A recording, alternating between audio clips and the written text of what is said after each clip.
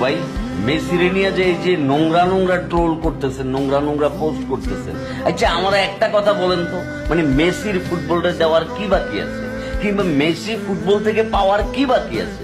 ওর জীবনে তো সব জিততে গেছে ভাই। এই ওয়ার্ল্ড কাপটা যদি মেসি জিততো তাহলে মেসি যে অন্য লেভেলে, মানে ওইটার এই মডার্ন ফুটবলের ধারে কাছে আর কেউ কোনোদিন আইতে পারতো না। তাহলে মেসির নিয়ে যে আপনি ট্রোল করতেছেন কেন, কি বুঝা? মানে নেইমার যেদিন রিটায়ারমেন্টে গেছে, যারা ফুটবল বুঝে, যারা ফুটবলকে ভালোবাসে, তারা কিন্তু ঠিকই বলছে যে ফুটবল সবচাইতে প্রতিভাবান নক্ষত্রকে হারাইছে। নেইমারের ব্যাপার বলেছে। ক্রিস্টিয়ানো রোনালদোর ফ্যান আমি, মানে আমি তার আইডল মানি লিটারেলি, ঠিক আছে? সো সেই জায়গায় ক্রিস্টিয়ানো রোনালদোর ভুলভ্রান্তি আছে, ইটস ট্রু, মানে আমি এটা সবসময় স্বীকার করে দেবো। মেসিও ভুলভ্রান্তির ঊর্ধ্বে না, বাট মেসি ম্যাজিশিয়ান, মানে ও না, মানে ও আলাদা লেভেল का बंदा है ভাই, মানে ওর ফুটবল এটা অন্য লেভেলের ভাই, ম্যাজিক।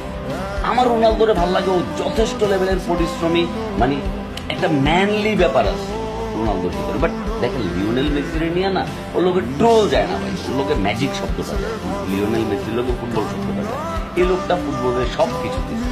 আপনারা আমরা যারা ফুটবল দেখি তাদের লিওনেল মেসির প্রতি কৃতজ্ঞ থাকা উচিত, যে লিওনেল মেসি ছিল বলেই ফুটবলটা এত সুন্দরভাবে উপভোগ করতে পারছে, নাইলে ফুটবলটার ফুটবল থাকতো না, রাগবি রাগবি। আর রাগবি কই খেলে জানেন তো?